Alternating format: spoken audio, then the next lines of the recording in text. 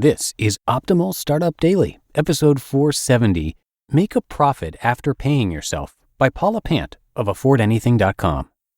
And I am Dan, I am your host and narrator, and welcome to this Thursday edition of Optimal Startup Daily. Hope you're having a great one. And I am going to read you a post today from Paula Pant, who is an author regularly narrated over on another of our shows, Optimal Finance Daily. And I'll tell you more about Paula right after I read her post. So for now, let's get right to it as we start optimizing your life. Make a Profit After Paying Yourself by Paula Pant of AffordAnything.com. The biggest mistake I've made as an entrepreneur? Confusing my role as an investor with my role as the general manager. As an investor, my role is to infuse money into a project or a company. Then I kick back and wait for the returns. As the general manager, my role is to oversee the daily grind. I send emails, make phone calls, conduct research, source supplies, and do 100 other tasks that amount to the nuts and bolts of the daily drudgery. In many entrepreneurial ventures, it's common to wear many hats, to be both the investor and the employee. In doing so, it's easy to confuse profit with paycheck. You don't work for the stocks you own. If I bought stock in Coca-Cola, I wouldn't be expected to renovate the Coke bottling factory, drive to the delivery warehouse when an order gets shipped, or design the next Coke commercial. As an investor, that's not my job. My job is to raise the capital, accept the risk, and collect the return. If I designed the next Coke commercial or drove to the warehouse to oversee the shipping, I'd demand to be paid for my work, regardless of whether or not I also invest in the company. Why should running your own business be any different? Recently, I've come to realize that within my real estate activities, I've been confusing my role as an investor with my job as the project manager. Many real estate investors, including me, think we can make a bigger return by doing the work ourselves. That means we're performing hours of tasks, valuing that labor at $0, and then proclaiming, hey look, I just made a 10% return. Newsflash, that's not making a return. That's taking on a second job, often a poorly paying one. Pay yourself. As a business owner, my role is to say, I need to hire someone at X dollars an hour, and their tasks will be, if I'm strapped for cash, I'll hire myself. If I've got money to invest, I'll hire a more qualified candidate. But I shouldn't confuse my paycheck with my profit. Those are distinct payments made for distinct contributions. I've been making that mistake within my real estate investing projects. My recent decision to start delegating work rather than doing everything myself brought that reality to light. When you have to put a monetary value on labor costs, the true profit margins come into sharp focus. Profit versus paycheck. About a year ago, I wrote a blog post called The Biggest Mistake Small Business Owners Make. In that post, I described how small business owners often confuse making a profit with earning a living. I illustrate this with a hypothetical scenario about a freelance writer named Sally.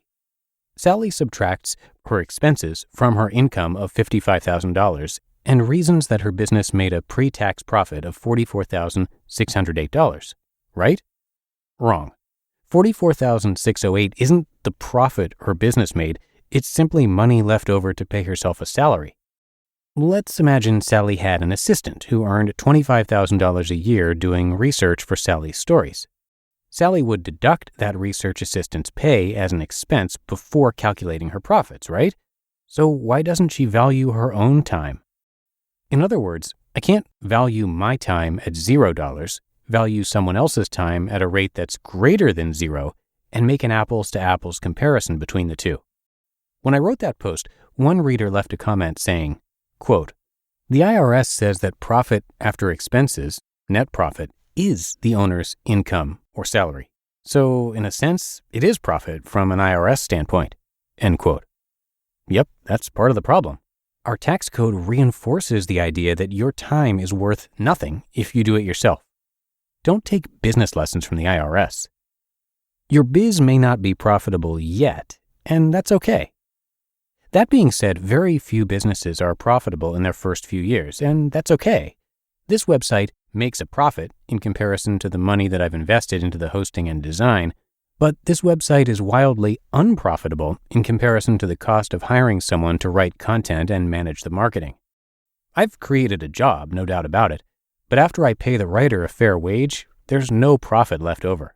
And that's okay, because the website is only a year old and I don't expect it to make a profit after paying the writer's fees within the first year. Heck, I don't expect a profit in year 2 either. Year 3, maybe. Let's hope. The bottom line, no matter what business you're running, whether you're a blogger, house flipper, freelance writer, cookie baker, or puppy daycare owner, remember that your goal is to make a profit after paying all the employees, including yourself.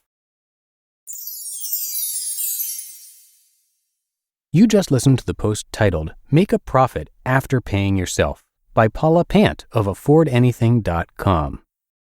2022 is the year you're going to make the leap and turn your passion into profit, but you need the right team to make it happen. Indeed makes it easy to hire and build a team with the right skills to make your dreams a reality. Instead of spending hours on multiple job sites hoping to find candidates with the right skills, you need one powerful hiring partner that can help do it all. Indeed is the only job site where you're guaranteed to find quality applications that meet your must-have requirements, or else you don't pay. I love that Indeed makes hiring all in one place so easy. With Instant Match, over 90% of employers get quality candidates as soon as they sponsor their job post, according to Indeed data.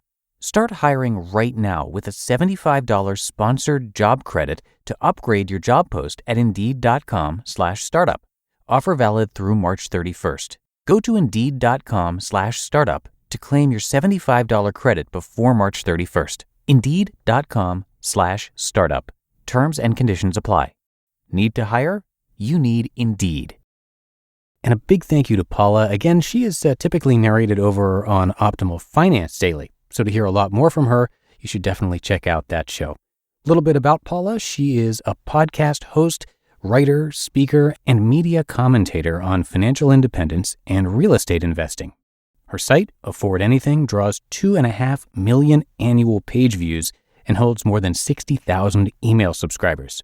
She is well-traveled. She's been to more than 40 countries and speaks at multiple conferences every year, including a keynote address at the World Domination Summit. And she also delivered a talk at Google at the company's Los Angeles office. So come by affordanything.com to learn a lot more about Paula Pant.